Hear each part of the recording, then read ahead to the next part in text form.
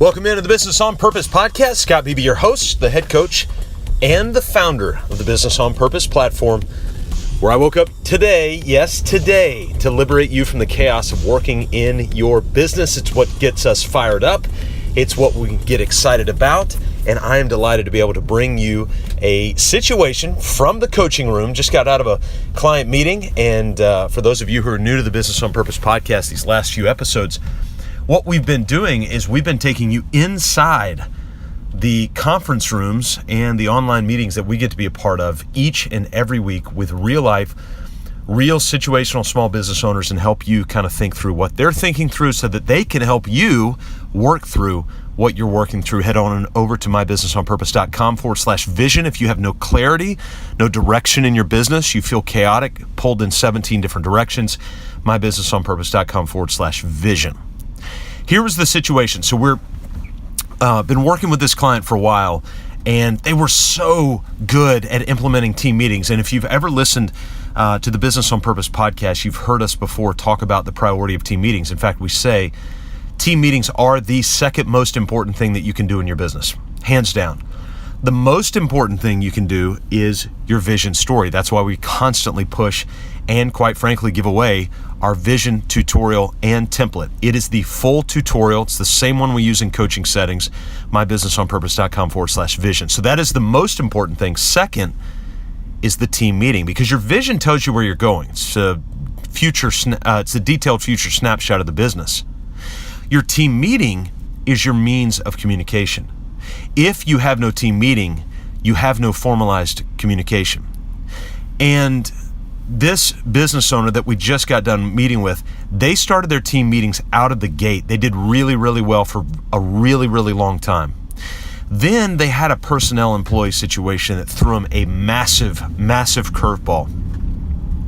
One of the first casualties of that curveball was their team meeting. And they just laid out today, almost as if hiding an addiction from the doctor. They sat down and they said, hey, we want to shoot straight with you.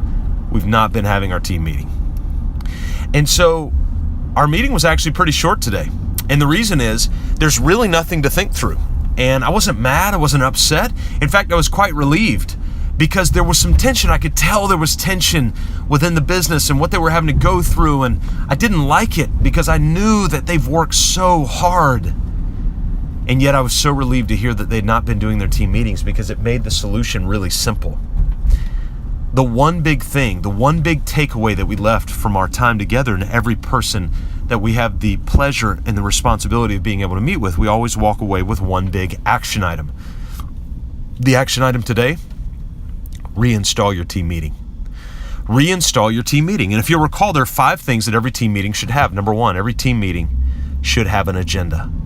That agenda should start with your mission and values. Tie a story to your mission and values. Where have you seen this week that we lived out our mission?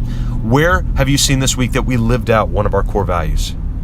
Shouldn't take you any more than 30 seconds, a minute, to tell an interesting story from the week. The second thing, once you've got through mission and values, is that you come back to a big win. Dan Sullivan says, begin in gratitude. That's what BIG stands for. A big win. Go around the room. Something professional, something personal. What is a big win for you individually? And it helps you to get to know each other. The third thing in your agenda, accountability items from last week. What did you talk about last week that was supposed to get done?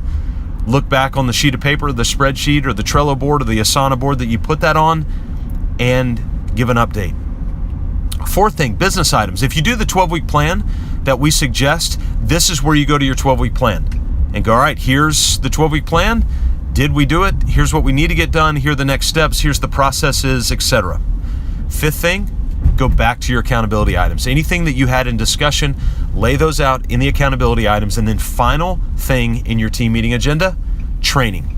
Any process that has already been built, and you should be building processes on a regular basis, we call it the systems mindset. The next time you do it, document it like it's the last time you'll ever have to do it. Document it either by writing or by video screen capture. So the last item is training. If you have a process written out already, retrain on that process.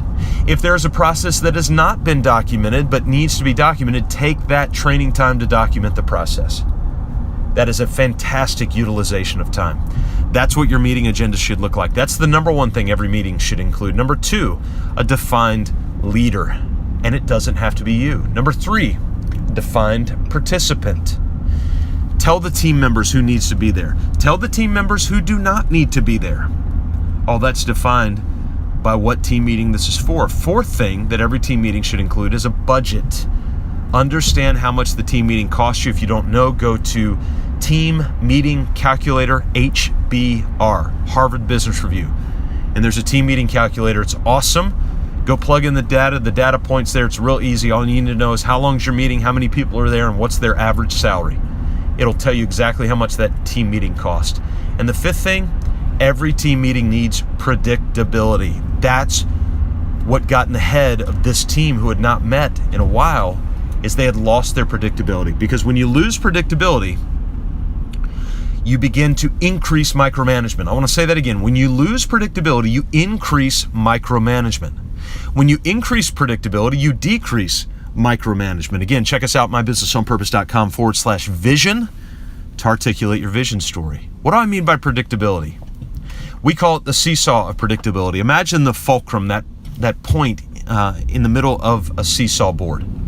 If you've got a question on the left-hand side and you've got a time on the right-hand side, if you ask a predictable question at a predictable time, then the seesaw stays balanced.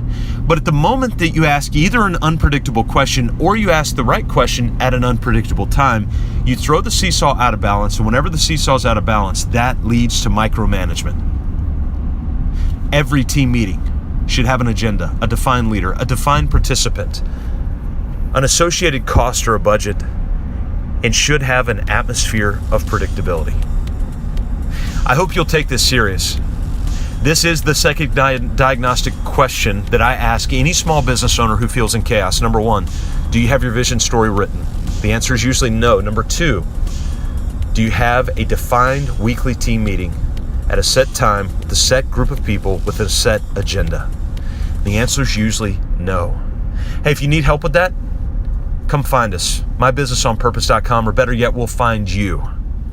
You show up at the website, go get the vision tutorial, the vision template, mybusinessonpurpose.com/vision. Download it. It's all yours. The only thing we ask is that you do it, is that you implement. Thanks for joining us. See you next time on the Business on Purpose podcast.